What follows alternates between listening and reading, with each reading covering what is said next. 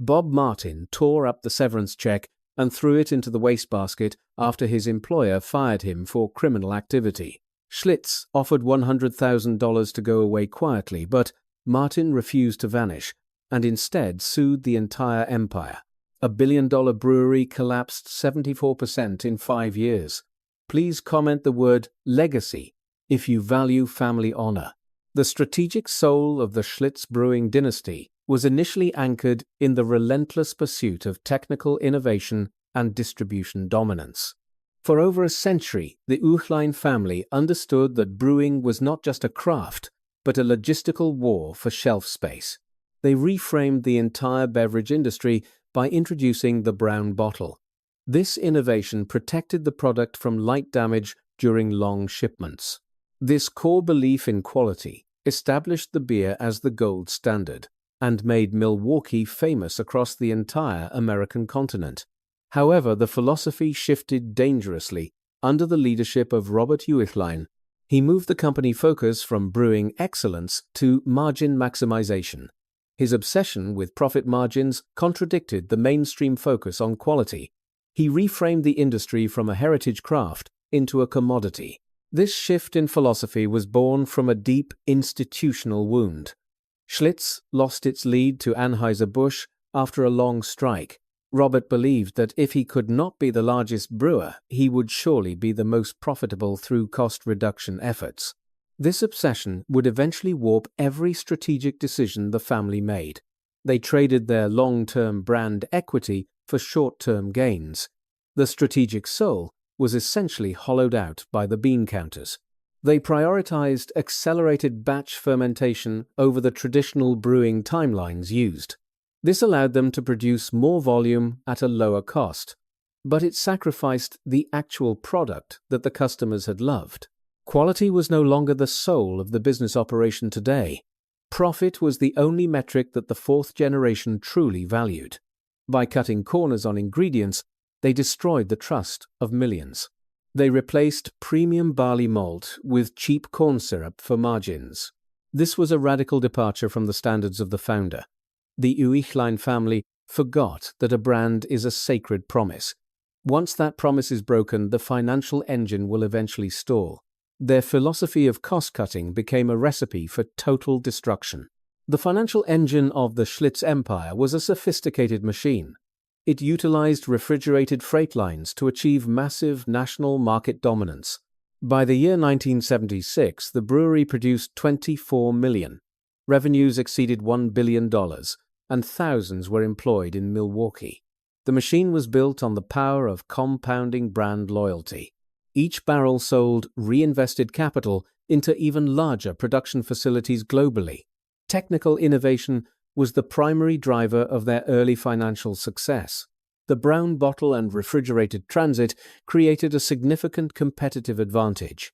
These milestones allowed Schlitz to become the largest producer by 19. However, the machine required a level of integrity to remain functional. Robert Uihlein.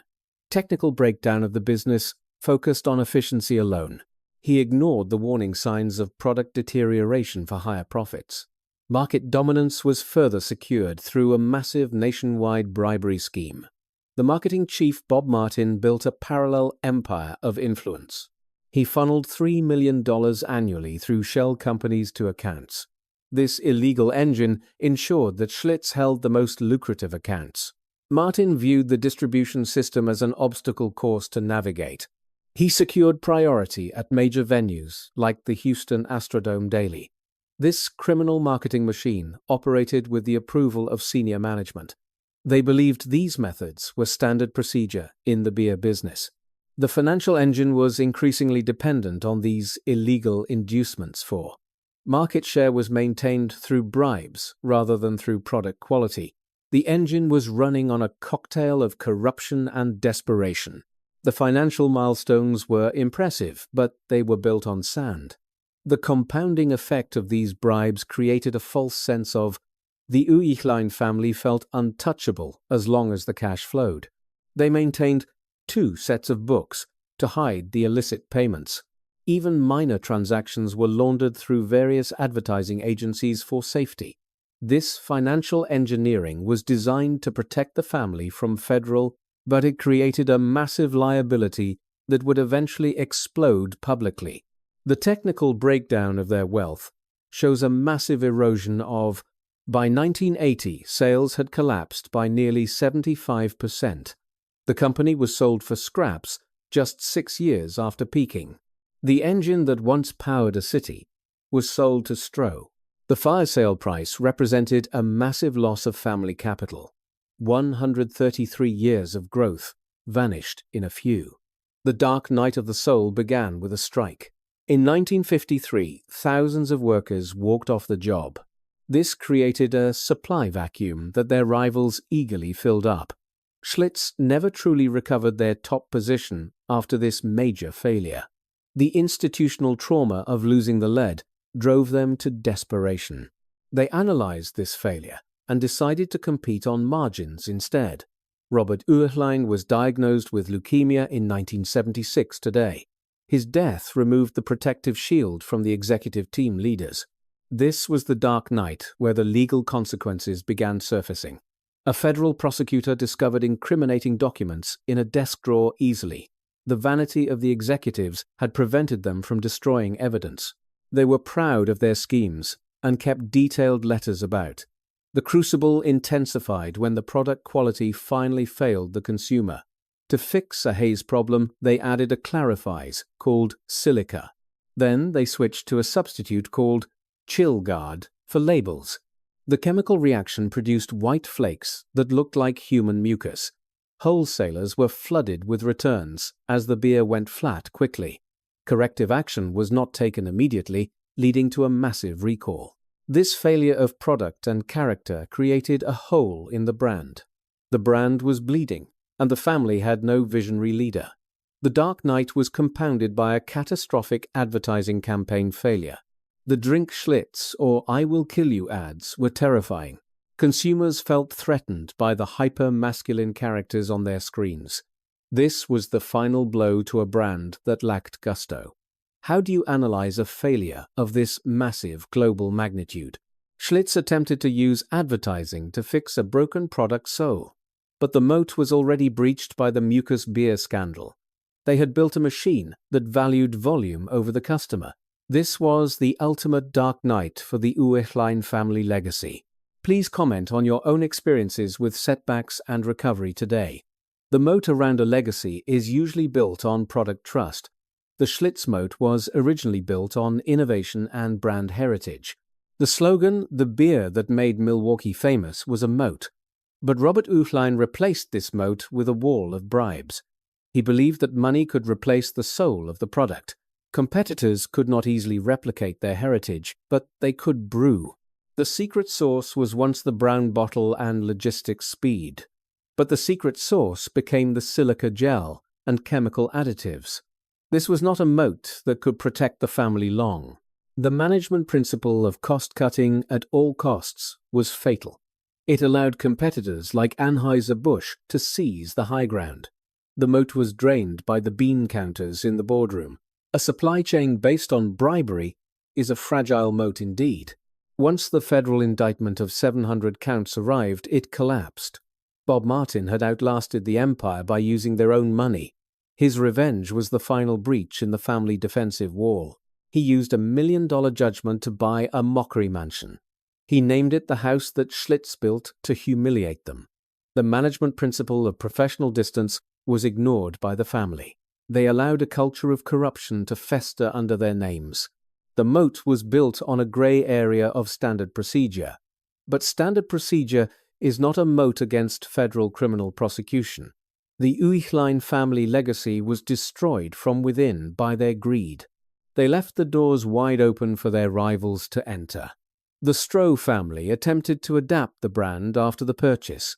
They borrowed $500 million to buy the Schlitz name, but they assumed a debt load that was ultimately quite fatal. They failed to account for the loss of brand equity depth. The adaptation to the modern market required more than just capital. It required a product that consumers actually wanted to drink again. Global expansion was impossible for a brand that looked like mucus. The data showed a 74% collapse in consumer demand. Even the legendary Leo Burnett agency could not save the brand. Their instructions were to produce commercials emphasizing connection to gusto fast. But you cannot manufacture gusto when the product is fundamentally broken. The strategic pivot to aggressive ads only accelerated the downward spiral. The use of data in the 1970s was quite limited. The management relied on 2 sets of books to hide bribes. They did not have the transparency needed for a modern era. The SEC investigation intensified as the document retention policy failed them. Strategic pivots were made under extreme time pressure and without testing. Headquarters failed to test chemical compatibility before releasing the new beer. The lack of testing was a catastrophic failure of modern management. The brewery was operating with such short-term financial focus always. Adequate testing never occurred before the bottles were sent to market. This was the antithesis of the scientific approach used by Adolphus. The strategic pivot to chill guard destroyed the remains of trust. Please subscribe to Old Money Habits 7 for more deep dives. Succession within the Uihlein family was a century-long tradition. For 4 generations, the leadership passed from nephew to nephew smoothly. But Robert Uihlein represented the end of this stable governance model. His Harvard education did not prevent him from making amateur mistakes. He was a bean counter who lacked the heart of a fefty. The family principles were traded for a fixation on profit margins. The legacy of the company was anchored in Milwaukee economic history, but the governance failed to protect the workers and the town.